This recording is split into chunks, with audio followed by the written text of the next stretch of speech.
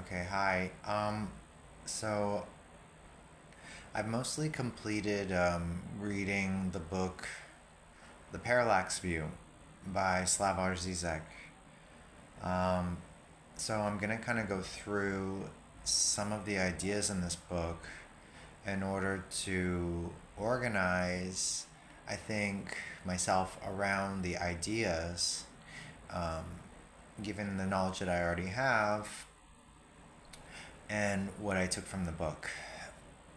So this is also, in a sense, it's a process. Okay, so yeah, Parallax View. To just give some understanding, Parallax View is a book written by Slavoj Zizek. Slavoj Zizek came into my life when I graduated university. So when I graduated university, I was working in the field of IT.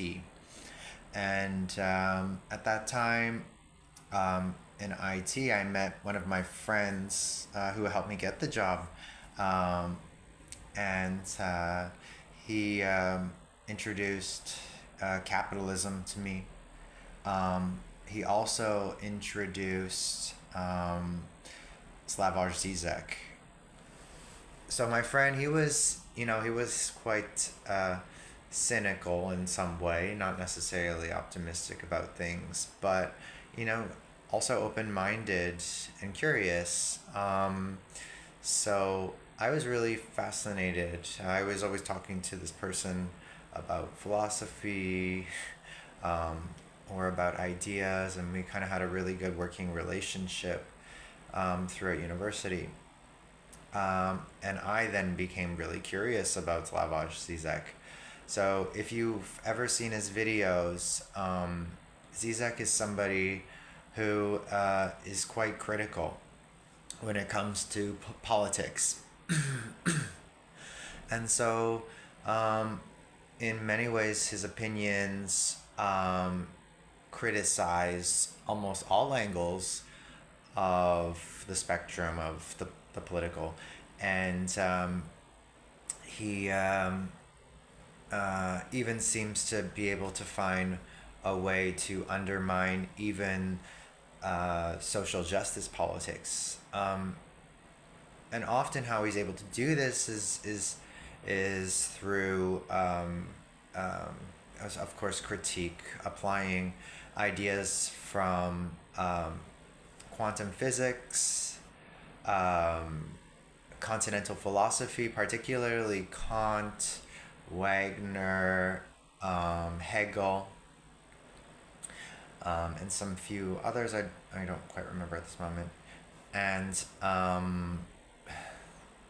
uh, yeah, so and also psychoanalysis. So Lacan, he's very invested in Lacan, in kind of organizing the sort of architecture of thought that Lacan uses, and kind of so to say, enmeshes that into political diagnosis and symptom, which is actually super fascinating. Also, of course, carrying Karl Marx and political economic thought. And Zizek was also somebody who was involved in politics, from my knowledge. He was somebody, I think, who was part of, I think, a communist party.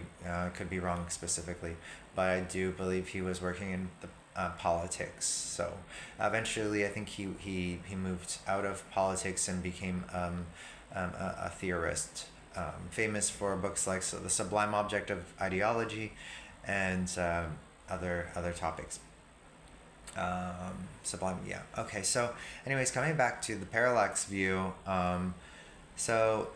parallax view would be understood from Zizek as kind of his magnum opus. I mean, he said this a couple times with a few other of his books. But at the time of writing, I believe it was understood that this was something of a sort of collation or a combination of ideas and thoughts, and connections with some of his other theories into this concept of the parallax view. And with this, he's seeking to revive dialectical materialism and Hegelian dialectical materialism into the parallax gap. So the parallax gap can be defined as the irreducible split between two perspectives that cannot be synthesized or reconciled, yet refer to the same object or reality. So he explores this in three areas. The ontological parallax, so the fundamental gap that shapes our very access to reality. So ontological can be defined as, I suppose, the study of being. And ontological parallax specifically could also be defined as how when we're, say, holding an idea about the world, say, how should we hold a perspective on a situation that happened to us? And say something comes up. For example,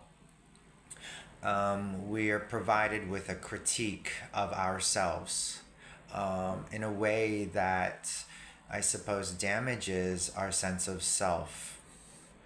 And parallax would then open up the possibility that that particular thought that you carry about this object or opinion of yourself might hold you back from properly reflecting on what is actually happening through the words of what was said through that opinion. So through parallax, then we can kind of open up and see how that opinion might be shaped by obviously the perceptions of or the ontological perceptions of the other person or people who are making that opinion, and also where they are at in their lives, your particular relationship with them. So then, of course, it just simply means that how can we look at this differently to kind of let go of, say, the emotional charge that might hold you back from seeing this clearly about why that opinion both hurts you and why that opinion might be more complicated than what you initially perceive, so that you don't necessarily get held back by it in that way and kind of see, okay, maybe you would then look at the opinion of another person and be like, they might give you the feedback that, oh, maybe they just simply meant this or that or this or that. So then allowing or understanding parallax can support us in seeing in different angles of possibly why that idea or object could be seen in a different way to help open us up to accepting it rather than shutting down. Scientific parallax. So the second domain would be scientific parallax, the disconnect between the subjective experience and scientific explanation. So culminating in brain sciences, conclusion that nobody is home in the skull. So this is about, I think, about being in the same sense, but about identity. So particularly within theory, but also within self-exploration, we come to understand, say, to start, that we might hold an identity in the world. So I come into the world, or we might hold certain beliefs in the world. Say, for example, about myself. I come into the world, I'm recognized by my family or recognized by institutions that I'm a male. I'm recognized that through my own self-exploration that I am gay. I recognize through perception that say marriage is an institution between a man and a woman, and that it's not normal to be participated between a man and a man or a woman and a woman, and given a knowledge base that God naturally chose a man and a woman to be on this earth, and therefore it's a natural institution. But scientific parallax organizes the possibility that, as we grow older, we start to realize certain things aren't so fixed and solid about ourselves and sort of the sort of social worlds that we belong to. So then, say this is when we start to develop, a more fluid understanding about identity. Through knowledge, we might then question our own gender relationship with ourselves. We might see gender as something more flexible beyond simply binaries of man and woman. We might go further beyond that and see how institutions, or if I might say from that man and a woman might not be natural, how could we say that marriage is a natural institution between man and woman? If I might open up the possibility that God may not be a solid object, how might that interrupt my own understanding? So scientific parallax opens up the possibilities that things might not be so solid about ourselves, about how we hold on to our identity as that changes and adapts to the moment in the now, but also the things outside of us and those concepts as well. So while these concepts might help us and support us to, create stability in our lives and help anchor us in the world, we might also need to hold flexibility to these things as well. Okay, and finally, political parallax. So political parallax is often understood as, I would say,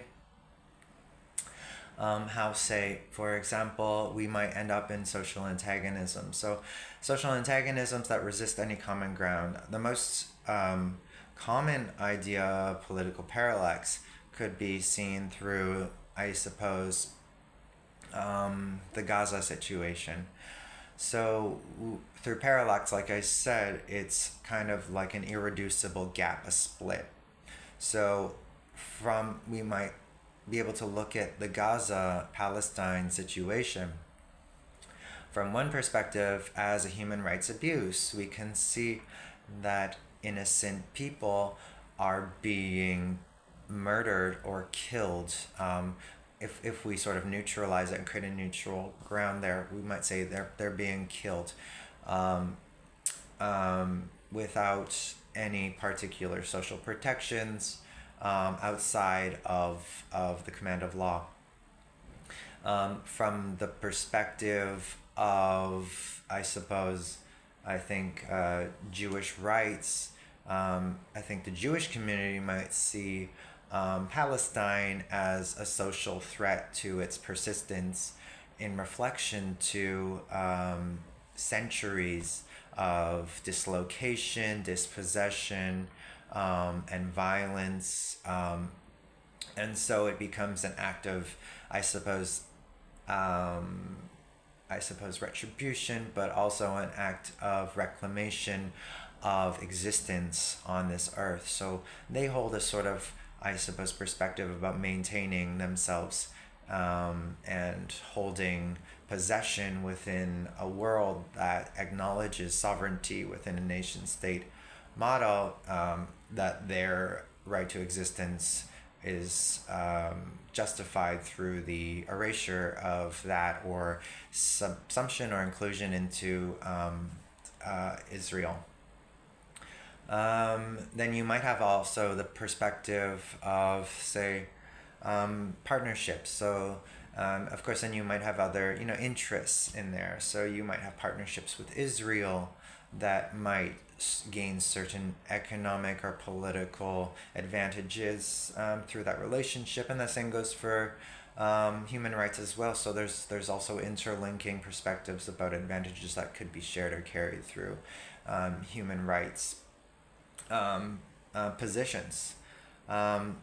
So all these weave together through philosophy, neuroscience, psychoanalysis, and political theory, literature to kind of create a really fascinating book, but also a very, in some ways, challenging book to understand. So that was generally the summary of the book, or the opening. So just to go into the first chapter of the book, Zizek takes the traditional notion of subject and object He asks what or which object tickles the subject. Remarkably, it's the object that initiates disruption, not the subject attacking. So, this is more within philosophical thought. And this tickling of the subject. This is from his, I suppose, something that kind of runs through some of his book. I think it was maybe introduced earlier in the Sublime Object of Ideology. But I think he's trying to playing with the idea that there seems to always be some sort of disruption. There's something that kind of always ends up disrupting the perception of the individual. Say, when we're holding on to an idea, say I would be somebody who is, say, homophobic. I, for one, in one perspective, yeah, we can see how my idea of homophobia is supported by the institution of my religion. And yet we're often tickled, or we're often contradicted, that if I didn't hold that relationship to my religious institution or my community, my perspective could definitely be argued against the perspective, of that the homophobia is something that I should be fighting for, particularly if it involves, family members. So we're often faced with this thing where our ideas about reality are often contradicted. And this might go also into the idea of abortion rights, for example, where we have some people who would definitely be very much for pro-life, and they would be arguing towards supporting people's choices over their bodies. So a sort of respect for the individual. But while in other cultures or communities that were sort of prioritize the collective good, we might see life in a different context that might hold sort of the collective, I suppose, choice over the individual choice, and that we need to preserve life as a larger social project rather than an individual project. So then we would remove the rights of the individual in favor of the rights of the collective over abortion. So there's all these sort of possibilities where the individual's perspective is sort of shifted or tickled or disrupted by some sort of parallax opinion, parallax possibility that works outside of the I suppose the concept or idea that we carry about reality. Furthermore, yeah. So there's a deeper shift here. The subject is characterized as passive. So while we're holding on to these ideas, we're holding on to the ideas, say that, in one way, I'm protecting life itself by believing that it's pro-life, and I'm protecting the community and protecting humanity, and yet, we're shifted and changing or not shifted and changing, but we're disrupted when we start to consider, but maybe there's a situation in which, it might be important to hold power over my ability to make decisions about if I wanted a child or not, say in the situation of rape, or if I am somebody who doesn't, lower class, don't have the funds to take care of a child, or I'm not in the, mental state to be able to take care of a child, or there's certain factors that might be considered in that situation. So there's always this possibility of a destabilization of our opinions and ideas and relationship to the world. Okay, so that's pretty much it for this, the beginning of the book. I think I kind of have a decent idea of what parallax means. But the only thing as a summary that I can say about it, that is, it's destabilizing. So what parallax does, it's sort of it forces you to the realization that nothing is solid, that reality is changing. It's an always adapting, shifting, organizing sort of experience, and that nothing is solid. So when we hold on to any idea, there's always going to be, as a subject, ontologically speaking, as a being, the object, or the world itself is always going to be disrupting that sort of organization of understanding that we share about the world. And then it also shows the importance that of connection to help stabilize us in this world, so that we can persist, in the future as a species as well.